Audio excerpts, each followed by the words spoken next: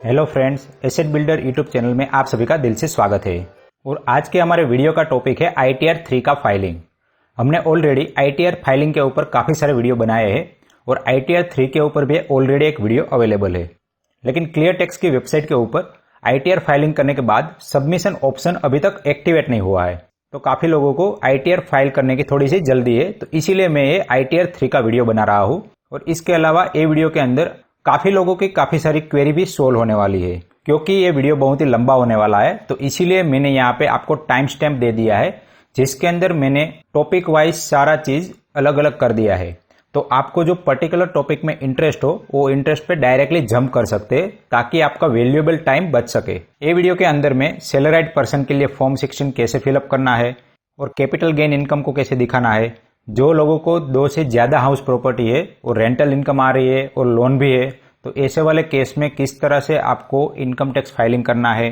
या फिर कोई लोगों ने हाउस प्रॉपर्टी सेल किया होगा, तो ऐसे लोगों को किस तरह से ITR फाइलिंग में ये सारी चीज़ें दिखानी है। और जो लोग शेयर मार्केट के अंदर इन्वेस्ट कर रहे हैं या फिर म्यूचुअल फंड के अंदर इन्वेस्ट कर रहे हैं और म्यूचुअल फंड या फिर शेयर को सेल किया है और LTCG या फिर STCG लगा है, तो ऐसे लोग किस तरह से अपना इनकम दिखा सकते हैं। और साथ में ही 2018 के पहले जो भी आपने शेयर या फिर म्यूचुअल फंड परचेज किए थे और अभी आप सेल कर रहे हैं, तो उसके ऊपर जो ग्रैंडफादरिंग इफेक्ट लग रहा है, तो वो हम किस तरह से फाइलिंग के टाइम पे दिखा सकते हैं। और साथ में ही शेयर मार्केट में कुछ लोगों को लॉस भी होता है, तो वो लॉस कैसे कैरी फॉरवर्ड करना है या फिर लास्ट ईयर का जो लॉस है उसको कैसे ब्रॉट फॉरवर्ड करना है, तो ये सारा चीज भी हम कवर करेंगे। और इसके अलावा F&O एंड इंट्राडे से जो आपको प्रॉफिट हुआ है, वो बिजनेस इनकम के अंदर कैसे दिखाना है।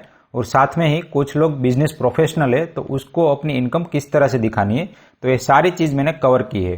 तो ये सारी चीज कवर करने के लिए हमें ITR 3 फिलअप करना पड़ेगा और ITR 3 फिलअप करने के लिए हमें यूटिलिटी फाइल डाउनलोड करनी पड़ेगी। तो सबसे पहले इनकम टैक्स इंडिया की वेबसाइट ओपन कर लेते हैं। वेबसाइट में आपको यहाँ पे टैक्स पेयर सर्विस पे जाना है और यहाँ पे फाइल इनकम टैक्स रजिस्ट्रेशन वाले लिंक पे क्लिक करके ओपन कर लेना है। यहाँ से आप लॉगिन कर सकते हैं। फटाफट से मैं मेरा लॉगिन कर लेता हूँ। अब लॉगिन करने के बाद यहाँ पे फाइल नाउ का ऑप्शन आएगा, यहाँ पे क्लिक कर लीजिए। काफी सारे लोग यहाँ पर भी कंफ्यूज हो रहे हैं, तो यहाँ पे आपको सिर्फ और सिर्फ 2021 2022 सिलेक्ट करके ओके कर लेना है। तो यहाँ पे जो लोग ITR 1, 2 और 4 फाइल करना चाहते हैं, वो ऑनलाइन कर सकते हैं। और जो लोगों को ITR 3 फाइल करना है, वो ऑफलाइन भी कर सकते हैं। ऑफलाइन में आपको एक यूटिलिटी फाइल मिलेगी, जिसके अंदर आपको डेटा फिलअप करना है। तो यहाँ पे आपको 3 ऑप्शन मिलते हैं। आपको ओरिजिनल रिटर्न वाले पे क्लिक करना है, दूसरा है ITR 3 पे क्लिक करके प्रोसीड कर लीजिए। तो यहाँ पे डाउनलोड यूटिलिटी का ऑप्शन आ जाएगा, आप यहाँ पे डाउनलोड कर लीजिए। तो इस तरह से आपकी फाइल डाउनलोड होने लगेगी। और साथ में आप एक जेसन डेटा भी डाउनलोड कर सकते हैं, ताकि आपकी जो बेसिक इन्फॉर्मेशन है वो डायरेक्टली आप अपलोड कर सके। और ये फाइल आप फिलअप करने के बाद आपको यहाँ पे अटैच करनी है। अब जो फाइल आपकी डाउनलोड होगी उसको आप यहाँ पे राइट क्लिक करके एक्सट्रैक्ट हियर कर लीजिए। तो आपको यहाँ पे एप्लीकेशन फाइल मिल जाएगी, उसको डबल क्लिक करके ओपन कर लीजिए। तो यहाँ पे ये फाइल इंस्टॉल हो रही है, थोड़ा सा वेट कर लीजिए। तो इस तरह से यूटिलिटी ओपन हो जाने के बाद कंटिन्यू पे क्लिक कर लीजिए और यहाँ पे फाइल रिटर्न पे आगे बढ़िए। तो यहाँ पे लिखा है इंपोर्ट प्री फाइल डेटा, तो आपको जेसन फाइल डाउनलोड करके प्री फाइल डेटा को यहाँ पे अटैच कर देना है। तो वापस से मैं इनकम टैक्स इंडिया पे आ जाता हूँ और डाउनलोड कर लेता हूँ जेसन फाइल।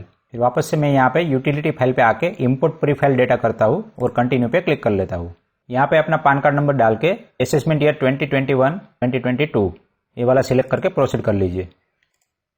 और यहाँ पे इंपोर्ट प्री फिल डेटा पे अटैच कर दीजिए फाइल जो आपने जेसन फाइल डाउनलोड की थी। तो यहाँ पे मैंने जो लेटेस्ट फाइल डाउनलोड की थी वो मैं अटैच कर लेता हूँ और प्रोसीड पे क्लिक करके आगे बढ़ जाइए। तो यहाँ पे आपकी जो भी पर्सनल डिटेल होगी और जो भी प्री फिल डिटेल होगी वो सारी डिटेल आ जाएगी, तो आपको दोबारा से वो डिटेल फाइल करने की जरूरत नहीं पड़ेगी। फाइल रिटर्न पे क्लिक करके आगे बढ़िए, इंडिविजुअल पे क्लिक करके कंटिन्यू कर लीजिए और यहाँ पे फॉर्म सिलेक्ट कर लीजिए। आप ITR 3 फाइल करना चाहते हैं और प्रोसीड विथ ITR 3 करिए। लेट्स गेट स्टार्टेड करते हैं।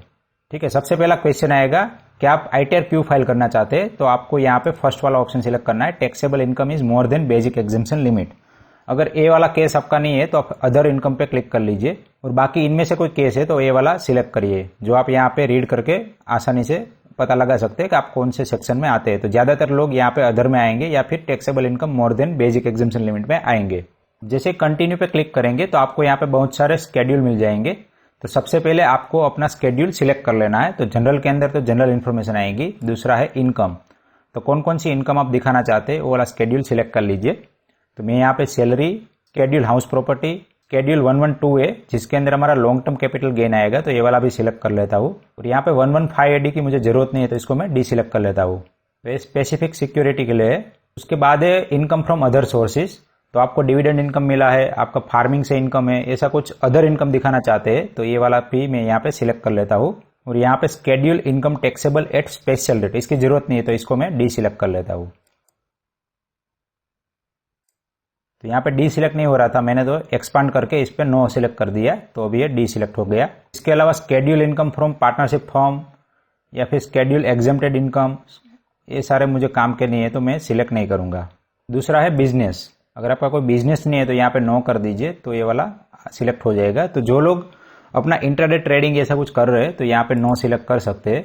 इसका कोई बिजनेस रजिस्टर नहीं है लेकिन फिर भी वो इनकम दिखाना चाहते हैं। और बाकी ये सारे जो ऑप्शन है, schedule balance sheet, schedule manufacturing account, schedule trading account, ये सारे ऑप्शन आपके कंपलसरी ऑप्शन है, तो ये ऑलरेडी सिलेक्टेड है।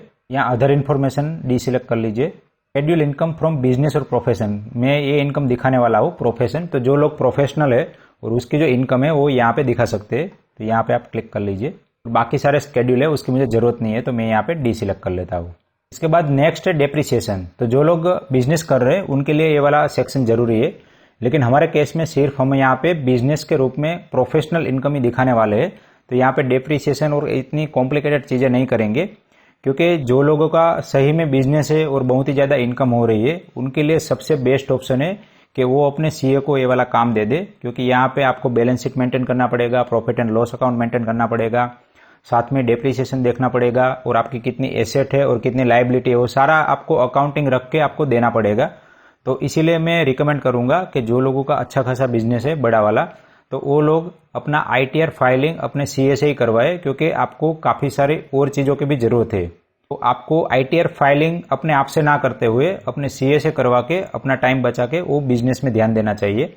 ये वीडियो स्पेशली उन लोगों के लिए हेल्पफुल है जो लोग मार्केट के अंदर ट्रेडिंग करते हैं या फिर इन्वेस्टमेंट करते हैं और जहां पे उनकी बिजनेस इनकम भी है और साथ में वो प्रोफेशनल इनकम भी कमा रहे हैं। तो ऐसे लोगों के लिए काम का है, क्योंकि ये लोग अपने आप से ही आईटीआर फाइलिंग करते हैं। नेक्स्ट है डिडक्शन। तो डिडक्शन के अंदर हम 10A, ATG, ATD, यहाँ पे ये वाला ऑप्शन हम सिलेक्ट नहीं करेंगे, इसको डी सिलेक्ट कर देते। ATC के अंदर अपना डिडक्शन दिखाना चाहते हैं तो वो सारा चीज हम कवर करेंगे। ATG के अंदर हमारा डोनेशन वाला पोर्शन कवर होगा। ATD के अंदर अगर आपने कोई हेल्थ इंश्योरेंस लिया है और साथ में मेडिकल चेकअप करवाया है तो वो वाला कवर होगा। ATC के अंदर जो चैप्टर 6A में आता है उसमें हमारा ATC एंड NPS वाला एंड अदर ऑप्शन भी यहाँ पे कवर हो जाएंगे। नेक्स्ट है टैक्स। टैक्स के अंदर हमारा schedule computation of income, schedule computation of tax, payment, deducted other source. तो इसके बाद है अदर्स। तो अदर के अंदर हम schedule current year losses, schedule brought forward losses, schedule carry forward losses, alternative minimum tax, इसको हम डी सिलेक्ट कर देते हैं और कंटिन्यू पे क्लिक कर लेता हूँ। यहाँ पे प्रोसीड टू स्केड्यूल क्वेश्चंस, आगे हम जाएंगे तो कुछ क्वेश्चंस आएंगे। तो सबसे पहला क्वेश्चन है, are you opting new tax regime. तो यहाँ पे नो सिलेक्ट करना है, आपको ओल्ड टैक्स रिजाइम के हिसाब से ही फाइलिंग करना है। आगे बढ़ने से पहले हमें हमारा सैलरी, कैपिटल गेन, बिजनेस, वो सारा डिटेल ओपन करके रख लेना है और कैलकुलेट करके रखना है। तो सबसे पहले मैं मेरा जो डिटेल मैंने बनाया हुआ है आपको डेमो दिखाने के लिए, वो सारा डिटेल मैं आपको एक बार समझा देता हूँ, उसके बाद हम यहाँ से आगे बढ़ते हैं। तो यहाँ पे सबसे पहला है फॉर्म 16 जिसके अंदर सैलरी का डिटेल आ जाएगा। तो मैंने यहाँ पे डेमो के लिए सैलरी का कुछ डिटेल बनाया हुआ है। दूसरा है अदर इनकम। तो अदर इनकम के अंदर आपको डिविडेंड इनकम, LIC का मैच्योरिटी हुआ है तो ये वहां से जो भी आपको पैसा आया है वो, अगर आपको ग्रेजुएटी मिला है तो वहां से आया हुआ पैसा, अगर आपको FD से इंटरेस्ट मिला है तो वो वाला पैसा, अगर आप सेविंग अकाउंट में पैसे रखते हैं और वहां से आपको इंटरेस्ट मिल रहा है तो ये जो अदर इनकम है वो सारी मैं डिटेल आपको फिलअप करके दिखाऊंगा। दूसरा है डोनेशन। अगर आपने कोई डोनेशन किया है, PM केयर फंड या फिर कोई अदर डोनेशन किया है तो वो सारा डिटेल आपको कैसे दिखाना है वो भी हम आगे देखेंगे। उसके बाद है हाउस प्रॉपर्टी। तो हाउस प्रॉपर्टी में अगर आपकी 2 प्रॉपर्टी है और दोनों के ऊपर लोन चल रहा है और साथ में आपको रेंटल इनकम भी कुछ हो रहा है, एक प्रॉपर्टी आपको लेट आउट दिखानी पड़ेगी और एक प्रॉपर्टी आप सेल्फ ऑक्यूपाइड दिखा सकते हैं। तो ये सारा जो भी प्रॉफिट एंड लॉस है वो भी आप यहाँ पे दिखा सकते हैं। उसके बाद है हाउस प्रॉपर्टी के ऊपर लॉन्ग टर्म कैपिटल गेन। तो जो लोगों ने अपनी हाउस प्रॉपर्टी सेल की है उसके ऊपर लॉन्ग टर्म कैपिटल गेन कैसे लगता है वो वाला डिटेल भी हम कवर करेंगे। नेक्स्ट है long term capital gain on share and mutual fund. तो आपको अपने शेयर का पूरा डिटेल निकाल के रखना है और साथ में उसका कितना कैपिटल गेन है, और म्यूचुअल फंड में अभी अगर आपने कोई बाय एंड सेल किया है तो उसका भी कितना प्रॉफिट एंड लॉस है वो सारा डिटेल आपको कैलकुलेट करना है या फिर उसका डिटेल निकाल के रखना है। नेक्स्ट है शॉर्ट टर्म कैपिटल गेन। तो आपने 1 साल के अंदर जो भी शेयर सेल किए और साथ में ही कुछ म्यूचुअल फंड के यूनिट सेल किए तो उसका जो भी शॉर्ट टर्म कैपिटल गेन बनेगा उसका भी आपको पूरा डिटेल निकाल के रखना है। तो ये जो शेयर मार्केट रिलेटेड जितना भी डिटेल है वो आपको अपने ट्रेडिंग अकाउंट से मिल जाएगा। अगर आपका एक ट्रेडिंग अकाउंट है तो इजी रहेगा, अगर एक से ज़्यादा ट्रेडिंग अकाउंट है तो आपको सारा long term capital gain and tax and short term capital gain को कंबाइन करके उसका टोटल करना पड़ेगा। नेक्स्ट है इंट्राडे। तो इंट्राडे में भी जो भी आपका प्रॉफिट एंड लॉस है उसका डिटेल है। यहाँ पे फ्यूचर एंड ऑप्शन का पूरा डिटेल है। उसके बाद बिजनेस इनकम का ये पूरा डिटेल है। वापस से हम हमारी यूटिलिटी फाइल में आगे बढ़ते हैं। यहाँ पे आपको सैलरी एग्जम्पशन दिखाई देंगे जो सेक्शन 10 के अंदर आते हैं। काफी सारी ऐसी इनकम है जो टैक्स से एग्जम्प्टेड है, जैसे कि आपको ग्रेजुएटी मिली, आपका कोई LIC मैच्योरिटी पीरियड आ गया और आपका मैच्योर हो गया है और उसके पैसे अगर आपके डायरेक्ट अकाउंट में आते हैं, पैसे वाले पैसे। साथ में आपने अगर लीव एनकेस करवाया है, मतलब कि काफी लोगों को PL मिलती है और वो PL को पैसे में कन्वर्ट करवाया है, तो वो वाला पैसा जो है वो भी आपका टैक्स एग्जम्प्टेड इनकम में आता है। तो ये सारी चीज आप यहाँ से क्लिक करके आगे बढ़ सकते हैं। उसके अलावा है हाउस रेंट अलाउंस। तो हाउस रेंट अलाउंस मिलता है, वो भी आपका टैक्स एग्जम्प्टेड होता है। तो वो वाली डिटेल यहाँ पे हम उस हिसाब से सिलेक्ट कर लेते हैं। मैं यहाँ पे HRA वाला ऑप्शन सिलेक्ट कर लेता हूँ जो काफी लोगों के लिए कॉमन ऑप्शन है। यहाँ पे आप अपना हाउस रेंट अलाउंस कितना मिल रहा है उसका डिटेल एंटर कर सकते हैं। तो यहाँ पे मैं 84,000 एंटर कर देता हूँ। कंटिन्यू पे क्लिक कर लेता हूँ। कंटिन्यू करने पे दूसरा ऑप्शन आपको मिलेगा डिडक्शन। अपने डिडक्शन में क्या क्या चीज दिखाना है वो सारी डिटेल यहाँ पे यस नो करके क्लिक कर सकते हैं। तो सबसे पहला है डोनेशन, तो यहाँ पे यस कर लेता हूँ। दूसरा है साइंटिफिक रिसर्च के लिए कोई आपने डोनेशन किया तो मैं यहाँ पे ये सिलेक्ट नहीं कर रहा हूँ। तीसरा है are you eligible to claim deduction under 80GG, तो ये भी सिलेक्ट नहीं कर रहा हूँ मैं। नेक्स्ट ऑप्शन है 80C का, तो यहाँ पे यस कर लेता हूँ और यहाँ पे मैं 1,50,000 का अमाउंट एंटर कर देता हूँ। बाद ऑप्शन है गवर्नमेंट एम्प्लॉय के लिए 80CCD2 का, तो यहाँ पे ये मैं सिलेक्ट नहीं कर रहा हूँ। नेक्स्ट है 80D का। तो अगर आपकी फैमिली का और आपके पेरेंट्स का कोई मेडिक्लेम इंश्योरेंस करवाया है, आपने कुछ मेडिकल चेकअप करवाया है तो उसका भी आप डिडक्शन ले सकते हैं। तो यहाँ पे मैं यस कर देता हूँ। उसके बाद है सेक्शन 80 जो हायर एजुकेशन के लिए आपने लोन लिया होगा उसके रिलेटेड है, तो ये मैं सिलेक्ट नहीं कर रहा हूँ। कंटिन्यू पे क्लिक कर लेता हूँ। नेक्स्ट हमारा ऑप्शन आएगा बिजनेस ऑप्शन। इसमें सबसे पहला ऑप्शन है सेक्शन 44AD, तो जिसके अंदर आप प्रिजम्पटिव टैक्सेशन फॉर बिजनेस आता है, तो मैं ये वाला ऑप्शन सिलेक्ट नहीं कर रहा हूँ।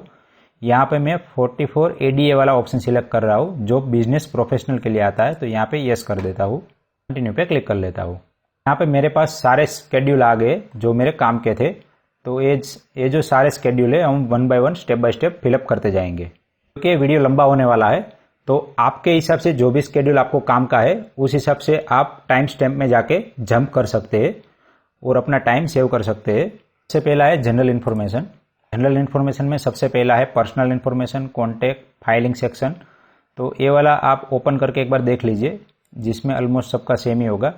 फाइलिंग सेक्शन में आपको यहाँ पे 139A return filed on before due date, तो ड्यू डेट के पहले आप फाइलिंग कर रहे हैं तो ये वाला ऑप्शन आएगा। बाकी ये ऑटोमेटिक सिलेक्टेड है क्योंकि हमने ऑलरेडी ओल्ड टैक्स रीजन वाला ऑप्शन सिलेक्ट किया हुआ था। उसके बाद नीचे आपको रेसिडेंशियल है या फिर फॉरेन में आप रहते हैं उसके रिलेटेड क्वेरी आएगी, तो यहाँ पे हम रेसिडेंट वाला ऑप्शन सिलेक्ट करेंगे और आप 182 डे से ज़्यादा इंडिया के अंदर रह रहे हो वो वाला ऑप्शन सिलेक्ट करना है। यहाँ पे अलग अलग बेनिफिट और अलग अलग लॉज है, तो उस हिसाब से ये सारे क्वेश्चंस दिए गए हैं। तो यहाँ पे मैं नो कर लेता हूँ। पोर्टुगीज सिविल कोड में नहीं आते तो नो कर लेता हूँ। यहाँ पर भी मैं नो सिलेक्ट कर लेता हूँ। डायरेक्टरशिप होल्ड करते हैं तो यस करना है, अदरवाइज नो करना है। ऑनलाइन अपने आप से ही फाइलिंग कर रहे हैं उनके लिए लगभग ये डिटेल नो आएगी। और यहाँ पे अनलिस्टेड इक्विटी शेयर हो गए आपके पास तो यस करना है, जो कुछ लोगों के पास हो सकते हैं, अदरवाइज मोस्ट ऑफ लोगों के पास अनलिस्टेड शेयर तो नहीं हो गए। तो यहाँ पे मैं नो सिलेक्ट कर लेता हूँ और सेव कर लेता हूँ। उसके बाद है ऑडिट इन्फॉर्मेशन। यहाँ पर भी मोस्ट ऑफ द केस में यहाँ पे नो सिलेक्ट करना है। कोई लोग ऐसे है कि जिसको ऑडिट करवाने की जरूरत है तो मैं रिकमेंड करूंगा तो अपने CA से ही अपना फाइलिंग करवाए, क्योंकि इसके अंदर काफ़ी कुछ कॉम्प्लिकेशंस आ सकते हैं। तो बेटर है कि खुद से फाइलिंग ना करके अपने CA से ही फाइलिंग करवाइए। जनरली ऑडिट की रिक्वायरमेंट तब होती है जब आप बहुत बड़ा लॉसेस दिखा रहे हैं या फिर आपका जो टर्नओवर है बिजनेस का वो बहुत ही बड़ा है, तो यहाँ पर भी आप ऑप्शन देख सकते हैं। अगर 1 करोड़ से ज़्यादा का टर्नओवर है तो आप यहाँ पे ऑडिट वाला ऑप्शन सिलेक्ट कर सकते हैं, या फिर आपका जो लॉस है वो 25 लाख से ज़्यादा है तब आपको ये वाला ऑप्शन सिलेक्ट करना है। अगर किसी की इतनी ज़्यादा इनकम होगी तो उनके लिए बेटर है कि वो CA से ही अपना फाइलिंग करवा ले। नेक्स्ट वाला ऑप्शन है बैंक डिटेल। यहाँ पे आपको काफ़ी सारे बैंक डिटेल दिख जाएंगे जिसके अंदर काफ़ी रिपीट भी होते हैं। जैसे आप देख सकते हैं ये 2 डिटेल है वो रिपीट हो रही है। आपको जो भी बैंक में अपना रिफंड लेना है वहाँ पे आप ऑप्शन सिलेक्ट कर सकते हैं। जैसे मैं ये एक ऑप्शन ओपन रखता हूँ, बाकी सब डिजेबल कर देता हूँ। पे कन्फर्म पे क्लिक कर लीजिए। कन्फर्म करने के बाद यहाँ पे ऐसा ग्रीन टिक मार्क आ जाएगा। तो ऐसा टिक मार्क आपको सारे स्केड्यूल में चाहिए, अदरवाइज आप आगे नहीं बढ़ सकते। हम सबसे पहले सैलरी स्केड्यूल लेते हैं, उसके बाद हम दूसरे स्केड्यूल पे जाएंगे। पहले स्केड्यूल पे क्लिक करिए। सबसे पहले आपको ग्रोस सैलरी का पूरा डिटेल एंटर करना है। यहाँ पे एड अनदर पे कर लीजिए। तो यहाँ पे आपको अपने एम्प्लॉयर का डिटेल डालना है। अपने एम्प्लॉयर का पूरा डिटेल आपको अपने फॉर्म 16 से मिल जाएगा।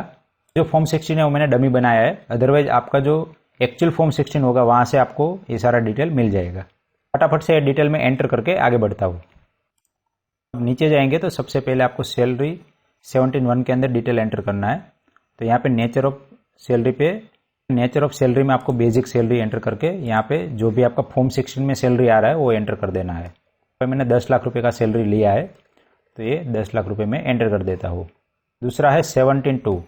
तो आपको यहाँ पे 17(1), 17(2), 17(3) इस तरह से फॉर्म 16 के अंदर देख के ये जितना भी नंबर आ रहा है वो आपको एंटर करना है। दूसरा है परक्विजिस्ट के लिए, तो यहाँ पे मैं 50,000 एंटर कर देता हूँ। तीसरा मैं ब्लैंक रखता हूँ, ऐड कर देता हूँ। यहाँ पे ग्रोस सैलरी वाला ऑप्शन आपका पूरा डिटेल आ गया। यहाँ पे आपका टोटल ग्रोस सैलरी आ गया।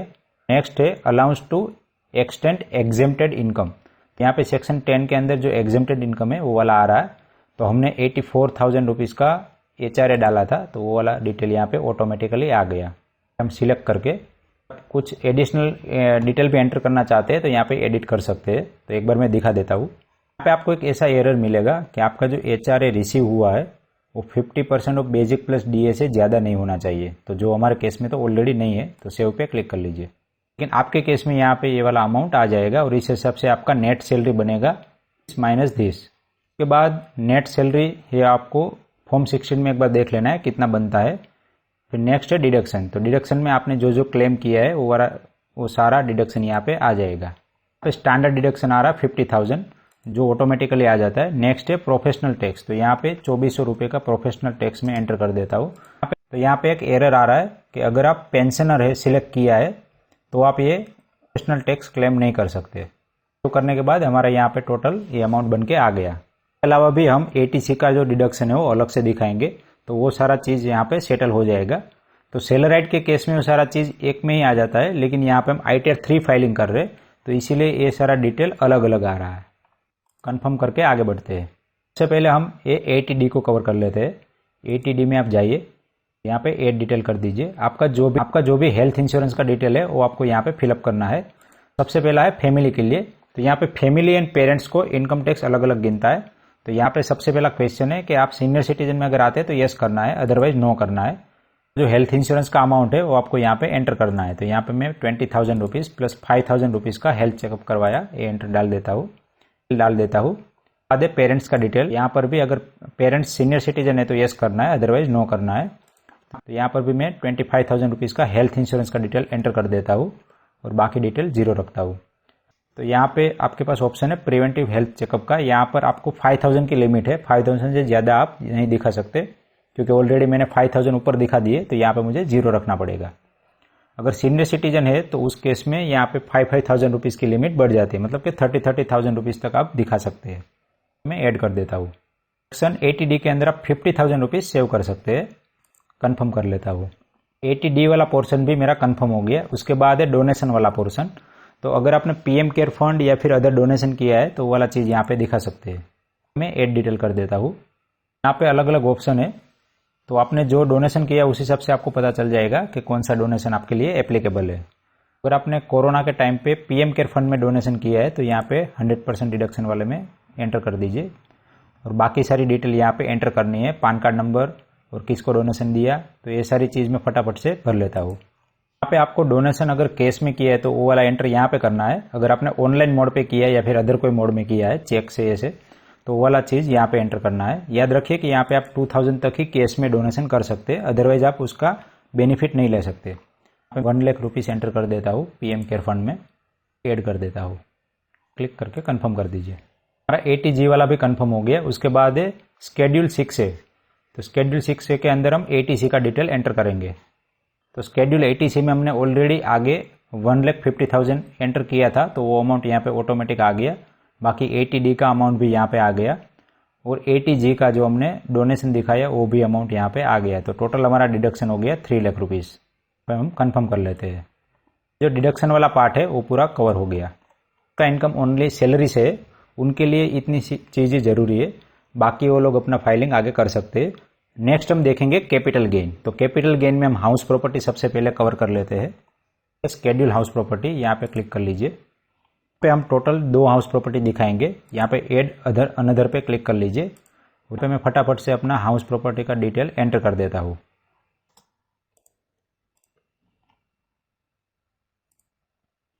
आपकी प्रॉपर्टी किसी के साथ को ओन्ड है तो आपको यहाँ पे अपना परसेंटेज शेयर भी एंटर करना है।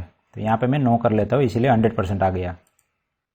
तो पहला प्रॉपर्टी जो है वो मैं तो पहला प्रॉपर्टी में सेल्फ ऑक्यूपाइड दिखाऊंगा और दूसरा प्रॉपर्टी में लेट आउट दिखाऊंगा। तो सबसे पहला है interest payable on borrowed capital. तो मान लीजिए आपने 2 लाख रुपए का इंटरेस्ट पे किया, तो 2 लाख रुपए यहाँ पे डाल दीजिए।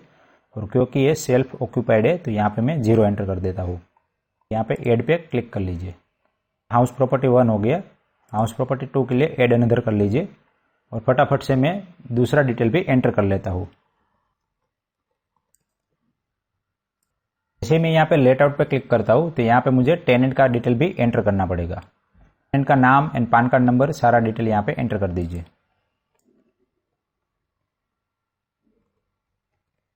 और उस पर क्लिक कर लीजिए। यहाँ पे आपको कितना रेंटल इनकम मिल रहा है वो सारा डिटेल एंटर करना है। ग्रॉस रेंट रिसीव पे मैं 84,000 एंटर कर देता हूँ। दूसरा है the amount of rent which can not realise, मतलब आपको रेंटल इनकम है वो इस साल में ना मिलते हुए नेक्स्ट साल में मिला है, तो आपको वो वाला डिटेल यहाँ पे एंटर करना है। मैं मान के चल रहा हूँ कि आपका जो रेंटल इनकम है वो हर महीने मिल जा रहा है, तो 0 पे एंटर कर देता हूँ। और tax paid to local authority, तो अगर आपने कोई लोकल अथॉरिटी को टैक्स पे किया है ऑन हाउस प्रॉपर्टी तो वो वाला डिटेल यहाँ पे एंटर कर देना है। मैं फिलहाल में 0 एंटर कर रहा हूँ। नीचे यहाँ पे interest payable on borrowed capital, तो मैं मान लेता हूँ कि आपका जो दूसरा प्रॉपर्टी है वो भी बोरोड कैपिटल मतलब के लोन पे है और उसके ऊपर भी कुछ इंटरेस्ट पे कर रहे हैं। तो मैं यहाँ पे 1 लाख रुपए का इंटरेस्ट ले लेता हूँ। पे आपका जो टोटल बन के आ रहा है वो 1 लाख प्लस से 25,000 रुपये। अगर आपने प्रॉपर्टी रेंट पे दी है और लास्ट ईयर का रेंट आपको इस साल में मिला तो वो वाला डिटेल यहाँ पे एंटर करना है। मैं यहाँ पे 0 एंटर करता हूँ। आपका टोटल जो लॉस है वो 41,000 का हुआ है। 1 लाख रुपये आपने इंटरेस्ट पे किया, प्लस आपको जो रेंट रिसीव हुआ है उसके ऊपर 70% रेंट ही आपका टैक्सेबल है, 30% आपका फ्री हो जाएगा। तो इसीलिए यहाँ टोटल आपका जो लॉस है वो 41,000 बन के आ रहा है। यहाँ पे मैं एड पे क्लिक कर लेता हूँ। अब नेक्स्ट शेड्यूल हम कैपिटल गेन वाला देख लेते हैं। तो यहाँ पे मैं क्लिक करता हूँ। अब यहाँ पे आपको कौन से टाइप का कैपिटल गेन हुआ है वो मेंशन करना है। तो लैंड और बिल्डिंग, दूसरा है इक्विटी शेयर यूनिट, तो यहाँ पे शॉर्ट टर्म कैपिटल गेन आएगा 11A में, और 112A में लॉन्ग टर्म कैपिटल गेन आएगा। और एक बॉन्ड एंड डिबेंचर वाला कैपिटल गेन भी मैं यहाँ पे कंसिडर कर लेता हूँ, जिसका रेट थोड़ा सा अलग है इक्विटी से। और आगे कंटिन्यू पे क्लिक कर लेता हूँ। तो सबसे पहले लैंड और बिल्डिंग की डिटेल हम ऐड कर देते हैं, ऐड डिटेल करते हैं। और यहाँ पे डेट ऑफ परचेज डालना है, तो मैं यहाँ पे एक डेट ले लेता हूँ 2011 की। तो यहाँ मैं 1 जनवरी 2011 ले लेता हूँ। और डेट ऑफ सेल में मैं ले लेता हूँ जनवरी 21। तो यहाँ पे कैलकुलेट पे क्लिक करेंगे तो आपको यहाँ पे 120 मंथ एंड 1 डे। तो इसका मतलब है कि आप अगर 2 साल से ज़्यादा होल्ड करने के बाद सेल करते तो आपका ये जो कैपिटल गेन है वो लॉन्ग टर्म कैपिटल गेन में आएगा। अगर 2 साल से पहले प्रॉपर्टी सेल करते तो आपका शॉर्ट टर्म कैपिटल गेन में आएगा। तो यहाँ पे आपका इंडेक्सेशन के साथ टैक्स लगेगा। यहाँ पे मैं एड पे क्लिक कर लेता हूँ। तो फुल वैल्यू ऑफ कंसिडरेशन या फिर रिसीवेबल में मैं मान लेता हूँ कि जो प्रॉपर्टी थी वो 25 लाख रुपए में बेची। दूसरा है value of property as per stamp valuation authority, तो यहाँ पर भी मैं 25 लाख डाल देता हूँ। तो यहाँ पे एक्चुअली आपको दोनों चीज़ दिखानी है कि आपने एक्चुअल में वो कितने वैल्यू पे सेल की है और एज पर रजिस्ट्रेशन आपने कितनी वैल्यूएशन दिखाई है। तो जनरली हमें सेम ही डालना है। नेक्स्ट है डिडक्शन, तो यहाँ पे आपको कॉस्ट ऑफ एक्विजिशन डालना है। तो आपने जितने में भी वो प्रॉपर्टी परचेस की थी वो वैल्यू डालना है। तो मैं यहाँ पे 10 लाख रुपए एंटर कर देता हूँ कि वो प्रॉपर्टी मैंने 10 लाख रुपए में बाय की थी और 25 लाख रुपए में सेल की। तो यहाँ पे आपका एक इंडेक्सेशन के साथ वैल्यू बन के आएगा। मतलब कि यहाँ पे महंगाई को कैलकुलेट करते हुए ये मान लेगा कि आपने 18 लाख में परचेस की थी और 25 लाख में बेच रहे, तो आपका टोटल गेन हुआ लगभग 7 लाख रुपए का। इसके अलावा आपने जो भी कुछ एक्सपेंडिचर किए होंगे वो प्रॉपर्टी के ऊपर, जैसे कुछ कलर करवाया या फिर कुछ मेंटेनेंस करवाया, तो वो सारा चीज़ यहाँ पे आप डाल सकते हैं और वो भी आपको इंडेक्सेशन के साथ डालना है। तो यहाँ पे मैं मान लीजिए 25,000 रुपये लमसम डाल देता हूँ। तो यहाँ पे ये जो है वो टोटल आपका कैपिटल गेन हो गया ऑन सेल ऑफ प्रॉपर्टी। अब यहाँ पे आपको बायर का डिटेल भी डालना है, तो मैं फटाफट से बायर का पैन कार्ड, आधार कार्ड वो सब एंटर कर देता हूँ। हमने प्रॉपर्टी 25 लाख में बेची है। यहाँ पे ऐड पे क्लिक कर लीजिए। तो प्रॉपर्टी का पूरा डिटेल यहाँ पे आ गया है। अब हम इसको ऐड कर लेते हैं। तो यहाँ पे आपका लैंड और बिल्डिंग के केस में जो कैपिटल गेन बन के आया वो यहाँ पे आपको दिख रहा है। अब इसमें दूसरा रो है इक्विटी शेयर यूनिट और म्यूचुअल फंड। अगर आपने सेल किया है तो 1/1 के अंडर में आता है और आपको यहाँ पे शॉर्ट टर्म कैपिटल गेन दिखाना है। तो यहाँ पे मैं क्लिक कर लेता हूँ और ऐड डिटेल कर देता हूँ। और यहाँ पे हमारे लिए पहला सेक्शन ही काम का है, दूसरा सेक्शन काम का नहीं है, वो ओनली। अब शॉर्ट टर्म कैपिटल गेन में आपने जो भी ट्रेड लिया पूरा डिटेल डालने की जरूरत नहीं है, आपको सिर्फ और सिर्फ फाइनल वैल्यू ही डालना है। तो एक बार हम चले जाते हैं हमारी एक्सेल शीट पे और यहाँ पे STCG वाले सेक्शन में चले जाते हैं। तो यहाँ पे मैंने पूरा जो भी ट्रेडिंग किया है वो पूरा कैलकुलेट करके रखा है। तो यहाँ पे बाय वैल्यू है ये सेल वैल्यू है और ये रियलाइज गेन है। तो ये हो गया स्टॉक का। Similarly STCG from mutual fund से भी हुआ होगा। तो यहाँ पे मैंने फॉर एग्जांपल एक वैल्यू ले लिया है, तो हमें पूरा समेशन करके ही वहां पे एंटर करना है। तो सबसे पहला है फुल वैल्यू ऑफ कंसिडरेशन, मतलब कि आपने टोटल कितना सेल किया है। तो यहाँ पे सेल अमाउंट A है प्लस A, तो हम ये दोनों का समेशन कर लेते हैं। तो हमारा वैल्यू A बन के आया है जो 24,45,000 के आसपास है। दूसरा है कॉस्ट ऑफ एक्विजिशन, मतलब कितने में आपने टोटल बाइंग किया है। तो यहाँ पे बाय अमाउंट भी हम ले लेते हैं, this amount plus this amount. तो हमारा टोटल बाइंग हुआ है 24,13,829। अब हमें कॉस्ट ऑफ इंप्रूवमेंट डालना है, तो ये केस में तो 0 आएगा।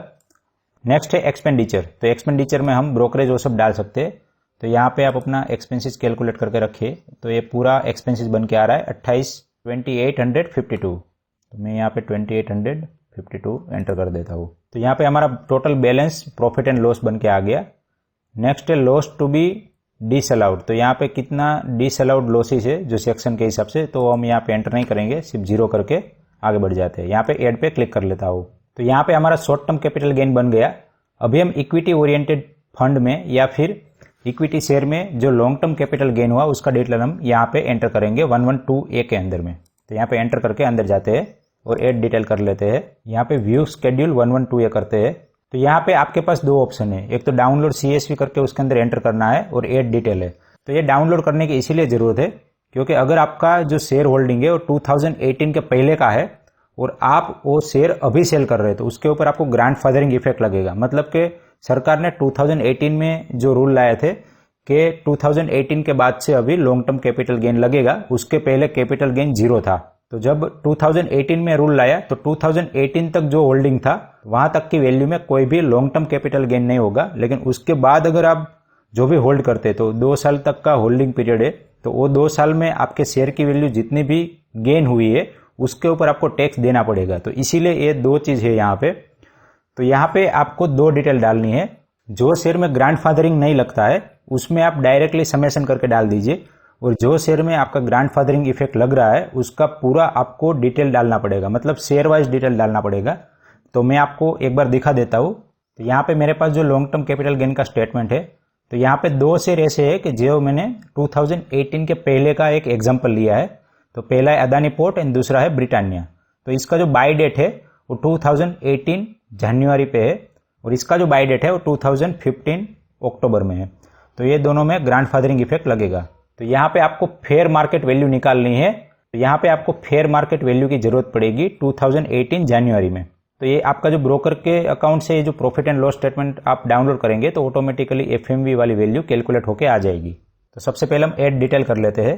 तो यहाँ पे आपके पास 2 ऑप्शन है, ऑन और बिफोर 31 जनवरी और आफ्टर 31 जनवरी। तो सबसे पहले हम आफ्टर 31 जनवरी वाला एग्जांपल ले लेते हैं। तो आपको यहाँ पे ISIN कोड और ये सब डालने की जरूरत नहीं है, आपको सिर्फ फाइनल वैल्यू ही एंटर करना है। यहाँ पे आपको कॉस्ट ऑफ एक्विजिशन एंटर करना है, मतलब कि कितनी रुपए का आपने टोटल शेयर और म्यूचुअल फंड सेल किया है।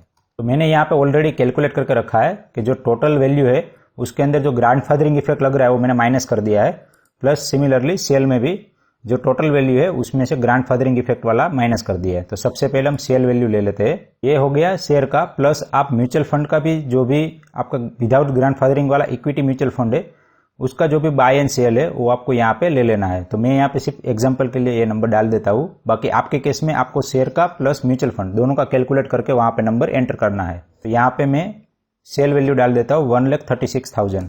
नेक्स्ट है एक्सपेंडिचर वोली and exclusively connection with transfer. तो आपका जो भी ब्रोकरेज लगा है वो एक्सपेंडिचर डाल देना है। तो यहाँ पे मैं 0 एंटर कर रहा हूँ।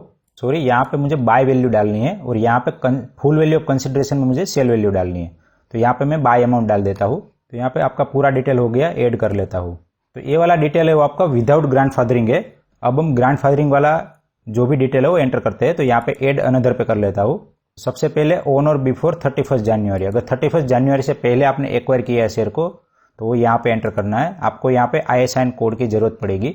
मैंने ऑलरेडी ये दोनों शेयर के लिए ISIN कोड निकाल के रखा है, तो ये मैं कॉपी पेस्ट कर लेता हूँ। तो ये वाला जो ISIN कोड है आपको इजीली NSE की वेबसाइट से मिल जाएगा। यहाँ पे नेम ऑफ शेयर डाल देता हूँ। यहाँ पे टोटल यूनिट डालने हैं। यहाँ पे 1 क्वांटिटी है। सेल प्राइस पर शेयर, जो सेल प्राइस है वो 500 की है, तो यहाँ 500। कॉस्ट ऑफ एक्विजिशन मुझे बाय प्राइस डालनी है 20, एक्सपेंडिचर 0।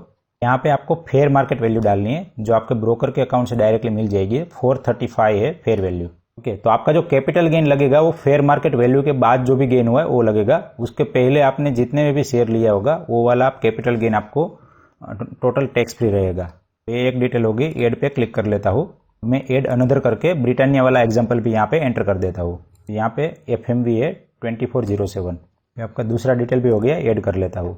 यहाँ पे मैं कंफर्म कर लेता हूँ। तीनों डिटेल मेरा एंटर हो गया, आप एक बार क्रॉस चेक कर सकते हैं। यहाँ पे मेरा कैपिटल गेन स्केड्यूल भी कंफर्म हो गया। अब हमें जो भी स्केड्यूल की जरूरत नहीं है उसको हमें सिंपल, जैसे DCG तो डीम्ड कैपिटल गेन, तो यहाँ पे मुझे कोई भी डिटेल एंटर नहीं करना है। तो सिर्फ मैं अंदर जाके यहाँ पे कंफर्म पे क्लिक कर लेता हूँ। सिमिलरली मुझे ये summary of depreciation on asset वो भी जरूरत नहीं है, तो यहाँ पर भी मैं अंदर जाके एक बार कंफर्म कर लेता हूँ। और एक स्केड्यूल है DPM एंड DO है, तो इसमें भी मैं अंदर जाके एक बार कंफर्म कर लेता हूँ। तो अभी हमारे पास 2 चीज बची है, एक है अदर इनकम एंड दूसरा है बिजनेस प्रोफेशन से इनकम। तो सबसे पहले हम अदर इनकम एंटर कर देते हैं, इनकम फ्रॉम अदर सोर्स, उसके बाद हम बिजनेस प्रोफेशन देखेंगे। तो यहाँ पे स्केड्यूल अदर सोर्सेज पे मैं क्लिक करके अंदर जाता हूँ। यहाँ पे gross income chargeable to income tax at normal applicable rate, ये वाले में हमें डिटेल एंटर करनी है। ऐड डिटेल कर लेता हूँ। यहाँ पे मैं सबसे पहले डिविडेंड ग्रॉस इनकम एंटर करूंगा। तो डिविडेंड इनकम हमें यहाँ पे एंटर करनी है। डिविडेंड इनकम ये वाले सेक्शन में एंटर नहीं करनी है। तो यहाँ पे जो भी डिविडेंड इनकम है वो मैं एंटर कर दूंगा। यहाँ पे मैं अदर इनकम सोर्सेज पे चले जाता हूँ और यहाँ पे टोटल जो डिविडेंड इनकम है वो मैं एंटर कर दूंगा। तो यहाँ पे टोटल डिविडेंड इनकम है 34,810। एक चीज का ध्यान रखना है कि आपका अगर 5,000 से ज्यादा डिविडेंड आया है कोई पर्टिकुलर शेयर में तो आपका TDS कटा होगा। तो आपको ये वाली डिटेल TDS वाले सेक्शन में डालनी है जो हम आगे देखेंगे। यहाँ पे मैं 0 करता हूँ और ऐड पे क्लिक कर लेता हूँ। और जो भी डिटेल आपको एंटर करनी है, जैसे इंटरेस्ट एंड ग्रोस, तो यहाँ पे आपको फ्रॉम सेविंग अकाउंट कितना मिला वो इंटरेस्ट डाल देना है। तो यहाँ पे 5,000 रुपये है। फिर फिक्स डिपॉजिट से कितना इंटरेस्ट मिला, तो यहाँ पे मैं 7,000 डाल देता हूँ। फ्रॉम इनकम टैक्स रिफंड, तो आपको अगर last year income tax refund आया तो उसके ऊपर भी आपको कुछ इंटरेस्ट मिला होगा, तो वो मान लीजिए 200 रुपीज़ है। In the nature of pass through income loss, तो आपको अगर आपके फादर से या किसी से पास थ्रू इनकम मिली है तो वो भी आप यहाँ पे एंटर कर सकते हैं। कुछ भी नहीं मिला तो मैं यहाँ पे 0 एंटर कर देता हूँ। और एनी अदर इनकम है तो आप यहाँ पे एंटर कर सकते हैं। यहाँ पे मैं ऐड पे क्लिक कर लेता हूँ। और यहाँ पे दूसरा है income chargeable at special rate, तो अगर आप कोई लॉटरी जीते हैं या फिर कोई गेम में आपने प्राइज विन किया है तो वो सारी डिटेल यहाँ पे डालने की आएगी। तो मैं यहाँ पे फिलहाल पे कोई भी एंटर नहीं कर रहा हूँ। तो यहाँ पे पेंशन के रिलेटेड डिटेल है, तो ये हमारे लिए काम की नहीं है, हम कैंसिल कर देते हैं। तो यहाँ पे हमारा नेट टोटल इनकम बन के आ गया। लास्ट में है information about actual receipt of income from other sources, तो यहाँ पर भी हम एक बार क्लिक करके अंदर देख लेते हैं कि क्या क्या चीज़ है। तो यहाँ पे हमें डिटेल एंटर करनी है कि जो हमें डिविडेंड मिला वो कौन कौन से पर्टिकुलर पीरियड पे मिला है, तो वो सारा डिटेल आपको यहाँ पे एंटर करना है। यहाँ पे आप ध्यान रखिए अप टू 15/6, इसका मतलब है 15 जून तक जो भी डिविडेंड मिला उसको अलग करना है। 16 जून से लेके 15 सितंबर तक जो भी इनकम हुआ है डिविडेंड के जरिए वो यहाँ पे एंटर करना है। तो इस तरह से जो भी स्लॉट दिया है वो वाला डिटेल आपको एंटर करना है। तो फिलहाल में मैं यहाँ पे सिर्फ टोटल ही एंटर कर देता हूँ। जैसे हमारा टोटल डिविडेंड इनकम था 34,810, तो यहाँ पे मैं 34,810 टोटल यहाँ पे एंटर कर देता हूँ। अदरवाइज आपको ये जो डेट है वो डेट के हिसाब से कैलकुलेट करके इंडिविजुअल वो सब डिटेल चारों क्वार्टर में एंटर करनी है। यहाँ पे मैं कंफर्म कर लेता हूँ। हमारा ये वाला सेक्शन भी कंप्लीट हो गया। अब हम देखेंगे बिजनेस प्रोफेशन से जो इनकम हो रही है वो कैसे दिखानी है। तो सबसे पहला है बीएस। तो शेड्यूल बीएस में आप अंदर जाइए। यहाँ पे आपको अपने बिजनेस प्रोफेशनल की सारी डिटेल एंटर करनी है। तो source of fund, application of fund, no account cases, तो यहाँ पे आप कहाँ से पैसे लाए और वो पैसे का कहाँ पे इस्तेमाल किया वो सारा डिटेल डालना है। लेकिन हमारे केस में हम सिर्फ बिजनेस प्रोफेशन से इनकम दिखाएंगे, और वो भी इनकम ऐसी दिखाएंगे कि जिसके अंदर हम बुक ऑफ अकाउंट मेंटेन नहीं रखते। तो सरकार ने कुछ एक लिमिट दी है, अगर वहाँ तक आपका प्रॉफिट लॉस है और टर्नओवर हो रहा है तो आपको ये सारी चीज़ डालने की ज़रूरत नहीं है। तो यहाँ पे मैं कंफर्म कर लेता हूँ। नेक्स्ट है मैन्युफैक्चरिंग अकाउंट। तो यहाँ पर भी हमारा कोई मैन्युफैक्चरिंग बिजनेस नहीं है, तो इसीलिए मैं यहाँ पे एंटर करके फिर कंफर्म कर लूँगा। नेक्स्ट है ट्रेडिंग अकाउंट। तो ट्रेडिंग अकाउंट सबके लिए इंपॉर्टेंट है, क्योंकि यहाँ पे हमें जितना भी इंट्राडे ट्रेडिंग किया है और फ्यूचर एंड ऑप्शन का ट्रेडिंग किया है वो सारा डिटेल यहाँ पे एंटर करना है। यहाँ पे मैं एंटर करता हूँ। यहाँ पे सबसे पहले हमें सेल्स एंड ग्रोस रिसिप्ट वाले पे क्लिक करना है।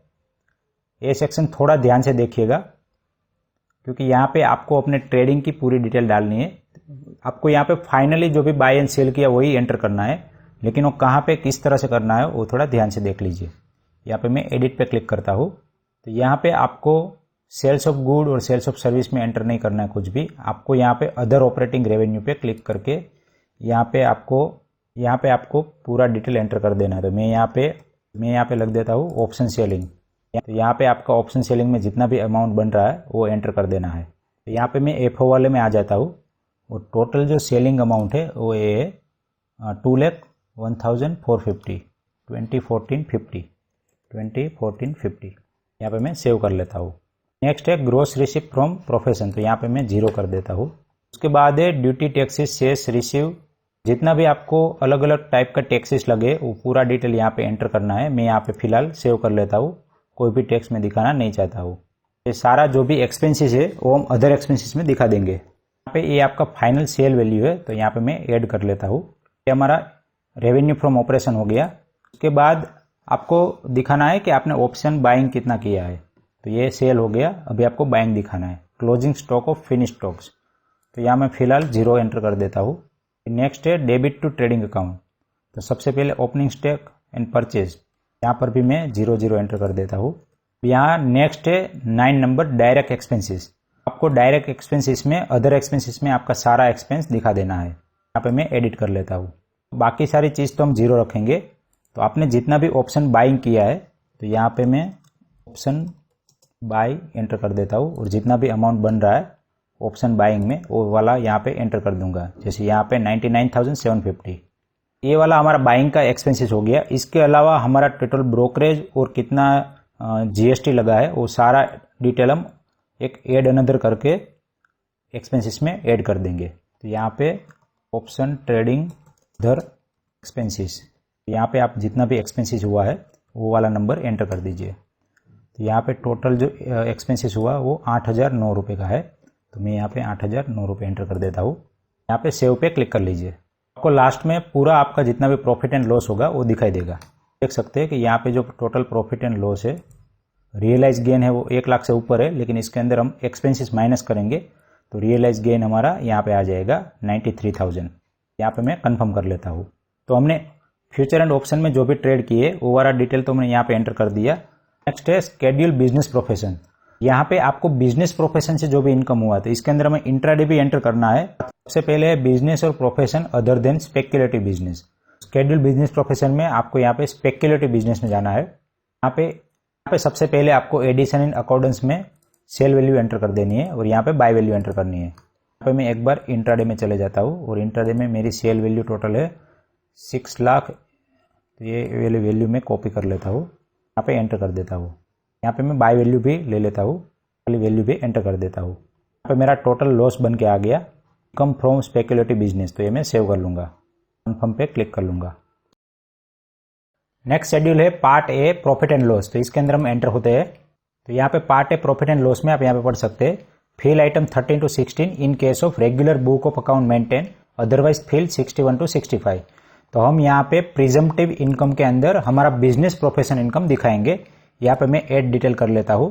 तो यहाँ पे आपका जो भी ग्रोस रिसिप्ट है, तो मैं यहाँ मान लेता हूँ कि 3 लाख रुपीज़ का ग्रोस रिसिप्ट है और presumptive income under section 44 ADA है। तो यहाँ पे मैं 2.5 लाख रुपीज़ का प्रिजम्पटिव इनकम दिखा देता हूँ 44 ADA के अंदर। तो यहाँ पे आप ये ऐड कर लीजिए। तो यहाँ पे पूछ रहा है कि आपको प्लीज सिलेक्ट बिजनेस कोड, तो यहाँ पे आपको ऐड डिटेल करना है और आपको यहाँ पे नेम ऑफ बिजनेस एंटर कर देना है। तो यहाँ पे मैं कंप्यूटर ट्रेनिंग करके एंटर कर देता हूँ। यहाँ पे मैं सॉफ्टवेयर डेवलपमेंट ले लेता हूँ और यहाँ पे आप अपना डिस्क्रिप्शन डाल सकते हैं, वर्क फ्रॉम होम, यहाँ पे ऐड कर लीजिए और यहाँ पर भी ऐड कर लीजिए। तो यहाँ पे आपका टोटल प्रिजम्पटिव इनकम हो गया 2.5 लाख रुपीज़ का, यहाँ पे कंफर्म कर लीजिए। तो इसके अंदर आपका जो भी ट्रेडिंग का डिटेल होगा वो भी आपको दिख जाएगा और साथ में ही आपने बिजनेस प्रोफेशन में अगर कुछ भी एंट्री की है तो वो भी आपको यहाँ पे PLN में दिख जाएगा। उसके बाद है स्केड्यूल BFL है, इसमें हम एंटर करके आगे बढ़ते हैं। यहाँ पर भी आपका जो brought forward loss set of है वो अगर जो कुछ एंटर किया है तो यहाँ पे आपका वो डिटेल आ जाएगा। अभी मैं कंप्यूट सेट ऑफ पे क्लिक कर लीजिए। शेड्यूल भी कंफर्म हो गया। नेक्स्ट है CFL कैरी फॉरवर्ड लॉसेस, यहाँ पे हमें ए वाला लॉस कैरी फॉरवर्ड करना है, तो यहाँ पे क्लिक कर लीजिए। आपका जो ए वाला लॉस है वो कैरी फॉरवर्ड होके आगे चला जाएगा। कंप्यूट सेट ऑफ पे क्लिक कर लीजिए। अब नेक्स्ट ईयर पे फाइलिंग करेंगे तब वो वाला आपको ब्रॉड फॉरवर्ड वाले ऑप्शन में दिखाई देगा, यहाँ पे BFLA में। स्केड्यूल UD जो हमारे लिए काम का नहीं है, हम सिर्फ अंदर जाके इसको कंफर्म कर लेते हैं। शेड्यूल है शेड्यूल 10A, तो इसके अंदर भी हम एक बार एंटर करके कंफर्म कर लेते हैं। अब हमारा सिर्फ इनकम टैक्स वाला शेड्यूल ही बचा है, तो जिसके अंदर हम जाएंगे। यहाँ पे आपका सारा डिटेल आ जाएगा, कौन सा टैक्स कितने रेट पे लग रहा है और आपने कहाँ पे इनकम दिखाई है, तो वो सारा टैक्स कंप्यूटेशन होके यहाँ पे आ जाएगा। पे कंफर्म कर लीजिए। नेक्स्ट है शेड्यूल AMT, इसके अंदर हम एंटर कर लेंगे। यहाँ पे adjustment total income under section 115 है, तो ये आपका टोटल इनकम बन के आ गया। कंफर्म कर लीजिए। एक बार सारे नंबर को आपको क्रॉस चेक कर लेने हैं। मैं यहाँ पे फटाफट से कंफर्म कर लेता हूँ क्योंकि यहाँ पे मैंने जो भी डिटेल बनाया वो डमी डिटेल है। नेक्स्ट है schedule AMTC computation of tax credit under section, तो यहाँ पे अगर आपको कोई टैक्स क्रेडिट लेना है तो वो भी यहाँ पे आप दिखा सकते हैं। यहाँ पे कोई भी टैक्स क्रेडिट नहीं है, तो मैं कंफर्म कर लेता हूँ। कंप्यूटेशन ऑफ टोटल इनकम, तो यहाँ पे आप एंटर करेंगे तो आपका टोटल इनकम का एक पूरा डिटेल मिल जाएगा। आप पूरा डिटेल देख सकते हैं। यहाँ पे आप कंफर्म करके आगे बढ़ जाइए। आप अपने सारे नंबर को क्रॉस चेक कर लीजिए। टैक्स पेड, यहाँ पे आप अपना TDS का डिटेल एंटर कर सकते हैं। तो मैं यहाँ पे ऐड डिटेल करके आपको TDS का सारा डिटेल डालना है, 10 नंबर और एम्प्लॉयर का नाम जिसने TDS काटा है वो, और कितना TDS आपका काटा है कौन से बेसिस पे, तो ये सारा डिटेल आपको मिल जाएगा फॉर्म 26AS पे। तो मैं आपको एक बार दिखा देता हूँ कि फॉर्म 26AS कैसे डाउनलोड करना है। तो यहाँ पे ई फाइल पे क्लिक करके इनकम टैक्स रिटर्न में जाइए, व्यू फॉर्म 26AS कंफर्म कर लीजिए। नया टैब खुल जाएगा, यहाँ पे एग्री करके प्रोसीड कर लीजिए। यहाँ पे आपको view tax credit from 26AS ये वाला दिख जाएगा, यहाँ पे क्लिक करिए और यहाँ पे आप 2021, 22 और HTML पे क्लिक करके व्यू डाउनलोड करिए। तो आपको यहाँ पे नीचे डिटेल मिल जाएगा। अगर आपको PDF में चाहिए तो एक्सपोर्ट एज ए PDF कर दीजिए, तो आपका पूरा यहाँ पे PDF डाउनलोड हो जाएगा।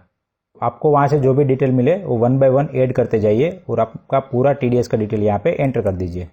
कंफर्म पे क्लिक कर लीजिए। सारा डिटेल हो गया। अब लास्ट में है computation of tax of total income, तो यहाँ पे आगे बढ़िए और जितना भी टैक्स आपका बन रहा होगा वो कंप्यूटेशन होके आ जाएगा। तो यहाँ पे मैंने जो डिटेल डाली है उस हिसाब से यहाँ पे टोटल 2 लाख रुपए के आसपास का टैक्स बन रहा है। यहाँ पे मैं ये सिर्फ डमी दिखा रहा हूँ, तो मैं यहाँ पे लेटर वाला ऑप्शन सिलेक्ट कर लेता हूँ। अदरवाइज आप अपना टैक्स पे करके आगे बढ़ सकते हैं और अपना इनकम टैक्स फाइलिंग कर सकते हैं। यहाँ पे मैं एक बार प्रीव्यू रिटर्न पे क्लिक कर लेता हूँ, तो यहाँ पे पूरा डिटेल मिल जाएगा। चले जाइए, यहाँ से आपने टैक्स फाइलिंग किया वो डिटेल यहाँ पे एंटर करिए और यहाँ पे अगर आप सेल्फ से कर रहे हैं तो सेल्फ करके क्लिक कर लीजिए। यहाँ पे मैं क्लिक करता हूँ। CA से करवा रहे हैं तो यहाँ पे आप रिप्रेजेंटेटिव से करिए और रिप्रेजेंटेटिव से जब आप करेंगे तो आपको रिप्रेजेंटेटिव का पूरा डिटेल यहाँ पे एंटर करना पड़ेगा। यहाँ पे प्रोसीड टू वैलिडेशन पे क्लिक कर लीजिए। यहाँ पे आपका पूरा डिटेल है वो एंटर हो गया है और आपको यहाँ पे एरर दिखाएगी। तो जो भी एरर है उसमें जो जो प्रॉब्लम है वो आप सॉर्ट आउट करते जाइए। तो आपका यहाँ पे जो भी प्रॉब्लम है वो आप सॉर्ट आउट करते जाइए। तो यहाँ पे आपको टोटल 10 एरर मिली है। तो सबसे पहले please select radio button for TDS credit. तो यहाँ पे आप अंदर जाएंगे तो आपको वो चीज़ पर्टिकुलरली देखना पड़ेगा। उसके बाद है प्लीज़ एंटर 10 ऑफ डिडक्टर। तो यहाँ पे हमने 10 नंबर नहीं डाला था, वो एंटर करना पड़ेगा। Please enter bank name in schedule part B. तो यहाँ पे आप एंटर करेंगे। तो मैं आपको एक बार दिखा देता हूँ। जैसे यहाँ पे मैंने एंटर किया तो ये वाला चीज़ आ गया। तो यहाँ पे मैंने नेम ऑफ द बैंक नहीं एंटर किया था, तो आप कर सकते हैं। वापस से आप कैंसिल करके सेव करके आगे जो भी डिटेल है वो आप समरी में जाके देख सकते हैं। तो आपका पूरा एरर चला जाएगा। तब आप आगे जाके इसको प्रोसीड टू वेरिफिकेशन करके अपने आधार नंबर OTP से वेरीफाइड कर सकते हैं। करता हूँ कि ये वीडियो में जो भी डिटेल मैंने समझाई वो पूरा समझ में आ गया है। अगर आपको कोई स्पेसिफिक क्वेरी आती है और उसके अंदर समझ नहीं आता है तो आप मुझे अपने व्हाट्सएप नंबर पे कांटेक्ट कर सकते हैं और नीचे कमेंट सेक्शन में भी बता सकते हैं। तो जब भी मुझे टाइम मिलेगा मैं आपकी क्वेरी का आंसर कर दूंगा। इस वीडियो को एंड तक देखने के लिए आप सभी का दिल से धन्यवाद।